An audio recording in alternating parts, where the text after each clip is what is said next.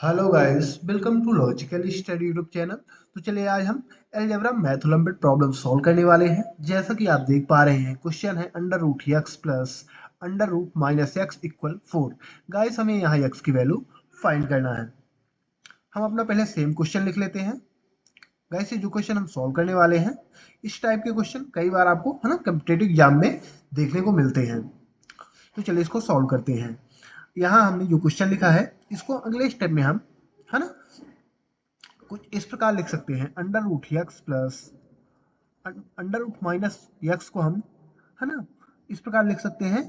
Under root minus one into x, यहाँ से हमने माइनस को है ना अलग करके लिखा है। माइनस वन इंटू एक्स, यदि मल्टीप्लाई करोगे तो सेम माइनस एक्स ही बनेगा। इक्वल 4 आपको सेम लिख लेना है। अब इसको क्या करेंगे कि अंडर रूट का डिस्ट्रीब्यूशन नियम क्या कहता है ना, under root a b equal under root a into b, इसको हम लिख सकते हैं। यानी इसको भी हम डिस्ट्रीब्यूट कर सकते हैं। Under root x plus under root minus one into under root x, है ना, इसको हमने डिस्ट्रीब्यूट करके इस प्रकार लिख दिया, इक्वल 4, ये रूल से।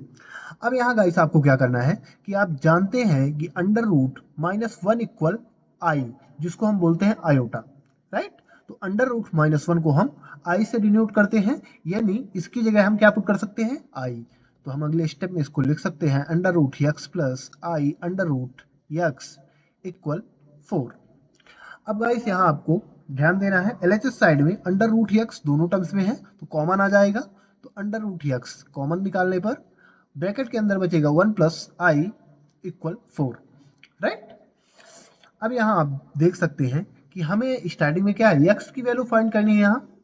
अब एक्स की वैल्यू फाइंड करनी है तो यानी अंडर रूट है ना, एक्स तो अंडर रूट में है तो अंडर रूट हटाना पड़ेगा, तो हम दोनों साइडों का वर्ग ले लेंगे, दोनों साइडों का वर्ग। तो bracket under root x one plus i bracket close whole bracket है ना equal whole bracket bracket whole power 2, right. Whole power हम 2 इक्वल 4 की पावर 2, यानी दोनों साइड को हमने क्या कर दिया, वर्ग कर दिया।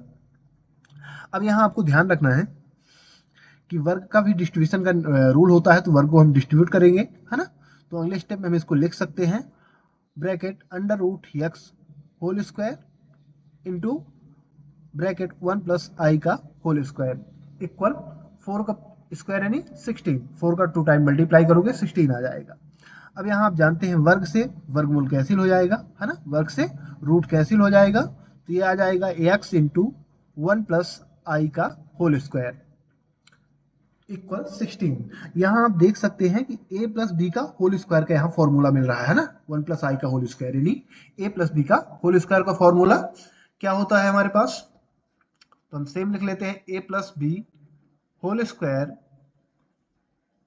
Equal a square plus b square plus 2ab, है ना। a प्लस बी का होल स्क्वायर का फॉर्मूला होता है, क्या होता है, फॉर्मूला होता है। अब इसको हम यहाँ पुट करेंगे तो a की जगह हम क्या मानेंगे 1 और b की जगह i, राइट। तो हम इसको लिखेंगे x इंटू ए स्क्वायर यानी 1 का स्क्वायर, बी स्क्वायर यानी आई का स्क्वायर प्लस 2ab यानी ए यानी 1, बी यानी आई, राइट, इक्वल 16 सेम लिख लेंगे। अब यहाँ गाइस आपको क्या करना है, अगले स्टेप में ब्रैकेट को सॉल्व करेंगे तो x इंटू वन का स्क्वायर 1 ही आ जाएगा प्लस आई स्क्वायर प्लस 2i, है ना, इनको मल्टीप्लाई कर दो इक्वल 16। अब आप जानते हैं कि यहाँ है ना आपस में ये ऐड तो हो नहीं सकते, तो यहाँ हम क्या करेंगे, आई स्क्वायर की वैल्यू यदि निकालने है ना तो यहाँ पुट कर सकते हैं। तो यहाँ से हम आई स्क्वायर की वैल्यू निकालेंगे, कैसे निकालेंगे चलिए देखते हैं। आप जानते हैं under root minus one equal i होती है, आई यानी आयोटा। अब यदि एक साइड से हम वर्गमूल है ना एक साइड से वर्गमूल हटाते हैं तो अपोजिट साइड में क्या लग जाएगा, इक्वल के स्क्वायर लग जाएगा, वर्गमूल हटेगा तो वर्ग लग जाएगा, ये रूल होता है, राइट। या फिर ऐसा समझो कि दोनों साइड का हमने वर्ग कर दिया तो यहाँ वर्ग करोगे तो ये अंडर रूट है ना, वर्ग से वर्गमूल कैंसिल हो जाएगा और यहाँ आई स्क्वायर हो जाएगा। अब यहाँ से हमें आई स्क्वायर की वैल्यू क्या मिल चुकी है, -1, यानी इसकी जगह हम क्या रख सकते हैं, -1 पुट कर सकते हैं। तो x into 1 minus one plus 2i equal 16। अब यहाँ से 1 से 1 कैंसिल हो जाएंगे तो अगले स्टेप में आ जाएगी ये x इंटू 2i इक्वल 16। अब यहाँ मल्टीप्लाई कर दो तो अगले स्टेप में आ जाएगा 2i(x) इक्वल 16। अब यहाँ फिर आपको ध्यान रखना है, आपको x की वैल्यू फाइंड करनी है, तो 2i x का कोफिशिएंट है तो इसकी साइड चेंज करेंगे तो ये अपोजिट साइड में डिवाइड में चला जाएगा, तो x equal 16 divide by 2i। 2 से 16 कैंसिल हो जाएगा 8 टाइम में, तो अगले स्टेप में आ जाएगा 2 8 जा 16, तो 8 divide by I, 8 divide by I, ये आ गया। अब गाइस हमें क्या करना है, डिवाइड से आई को हटाना है, तो अगले स्टेप में हम इसको, है ना, 8 डिवाइड बाई आई मल्टीप्लाई, है ना, आई डिवाइड बाई आई, आई से हमने मल्टीप्लाई कर दिया। अब आई से आई का मल्टीप्लाई ऊपर नीचे किया, यानी आई से आई कैंसिल, तो कोई इसमें डिफरेंस तो नहीं आ रहा। अब इसको यदि सॉल्व करोगे तो ये आ जाएगा अगले स्टेप में 8i divide by I square, right. इसको सॉल्व करने पर ये आ जाएगा। अब यदि ये आ गया तो आई स्क्वायर की वैल्यू आपको मालूम है कि -1 होती है, क्या होती है, -1।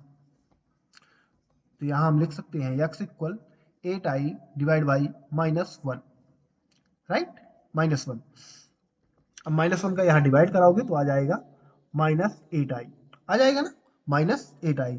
अब यहाँ आपको ध्यान रखना, जहां i लगा है या फिर यहाँ आई स्क्वायर की वैल्यू हमने -1 पुट की थी, राइट, तो यहाँ 8i -8i जो है तो उसकी वैल्यू प्लस माइनस में आएगी, किस में आएगी, प्लस माइनस में आएगी। ये आपको ध्यान रखना, यदि आप आई की वैल्यू पुट करते हैं तो लास्ट में जो वैल्यू है ना उसका जो साइन होता है वो प्लस माइनस में लिखा जाता है, तो इसको हम लिख सकते हैं, जो एक्चुअल आंसर है इसका, तो x equal plus minus 8i, यानी एक बार प्लस में 8i एक बार माइनस में, यही इसका राइट आंसर होगा गाइस।